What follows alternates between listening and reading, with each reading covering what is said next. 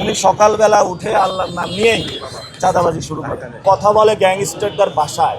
আইয়ামে জাহিলিয়াতে মানুষ যেভাবে হলো কর্মকাণ্ড চালিয়েছে সেইভাবে আমাদের মনে হচ্ছে কিছু আইয়ামে জাহিলিয়াতের লোকদের সাথে এসে আমরা পড়েছি। আমরা আইয়ামে জাহিলিয়াত থেকে ঢাকা আটকে ইনশাল্লাহ মুক্ত করব। গতকালকে একজন বলেছেন সকালবেলা ঘুম থেকে উঠে আল্লাহর নাম নিয়ে তারপরে নাকি আমি একজনের নাম বলি,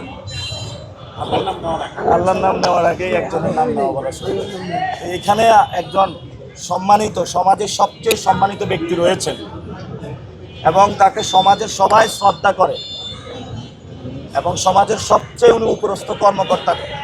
উনি সকালবেলা উঠে আল্লাহর নাম নিয়েই চাঁদাবাজি শুরু করেন, সন্ত্রাসী শুরু করে, দুর্নীতি শুরু করে। তো যারা সকালবেলা উঠেই নামাজ পড়েই চাঁদাবাজি শুরু করে এবং রাত পর্যন্ত তাদের চাঁদাবাজি কর্মকাণ্ড চলে, আমরা দোকানদার ভাইদের উদ্দেশ্যে বলি সকালবেলা উঠেই আপনারা কমিটি গঠন করবে। যখনই চাঁদা চাইতে আসবে এই সব লোকরা তাদেরকে আপনারা ঠিকিয়ে দেবেন এবং চাঁদাবাজ মুক্ত এলাকা আমরা গঠন করবো ইনশাআল্লাহ। যাদের সভ্যতা বলতে কিছু নাই, তারা কথা বলে গ্যাংস্টারদের ভাষায়, তারা কথা বলে আইয়ামে জাহিলিয়াতে মানুষ যেভাবে হলো কর্মকাণ্ড চালিয়েছে সেইভাবে।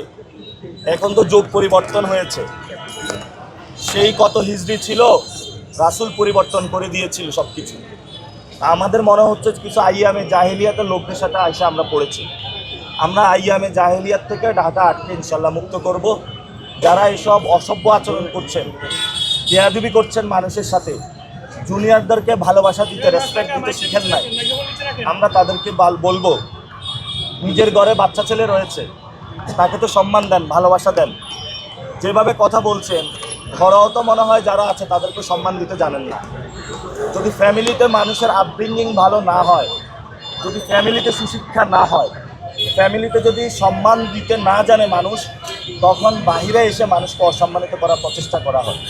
তা আমরা বলবো একটা আইয়ামে জাহিলিয়াতে আছি, একটা অসভ্য মানুষদের আমরা পাল্লা করেছি, আমরা তাদেরকে সভ্য করার চেষ্টা চালিয়ে যাব এবং ভোটের মাধ্যমে আপনারা তাদেরকে সভ্য করবেন।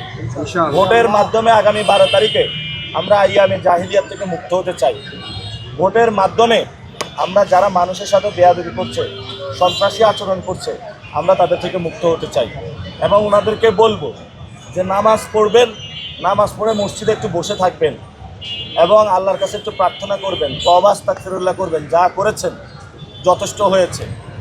আপনারা জানেন যে কীভাবে কমিশনার হয়েছিল, অস্ত্র তাক করে গুলি করতে যাইতে যাইতে কমিশনার হয়েছে, এটা পুরো সকল মানুষ জানে। নাম ছিল কি?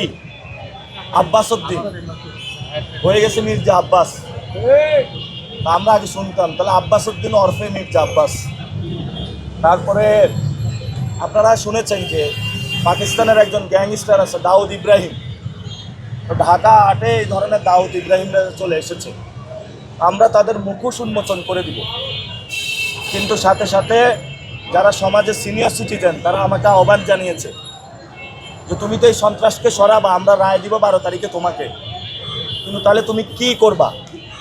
আমি আপনাদেরকে ইনশাল্লাহ আমরা ইশতেহার দিব, সেখানে আমাদের শিক্ষা, স্বাস্থ্য যে অধিকারগুলো রয়েছে, ড্রেনেজ ব্যবস্থা রয়েছে এবং এখানে কাঁচা বাজারের সংকটগুলো রয়েছে, চাঁদাবাজি, সন্ত্রাস, শহীদ ওসমান হাদির বিচার, আমরা ইনশাল্লাহ এগুলা নিয়ে কাজ করব। তবে আমাদের 1 নম্বর এজেন্ডা ঢাকা 8-এ শহীদ ওসমান হাদির বিচার, 2 নম্বর হলো সন্ত্রাস, তারপরে মাদকমুক্ত, চাঁদাবাজ মুক্ত, দখলদারিত্ব মুক্ত একটি সমাজ গঠন, 3য় হলো এখানে যেই ধরনের নারীদের উপরে হ্যারাসমেন্ট করা হচ্ছে, মা বোনদের জন্য স্বাস্থ্যসেবা নিয়ে আসবো আমরা, স্কুলে দখল বাণিজ্য বন্ধ করব, সকল স্কুল কলেজকে এই ব্যক্তি থেকে ইনশাআল্লাহ আমরা মুক্তি দিব ইনশাআল্লাহ।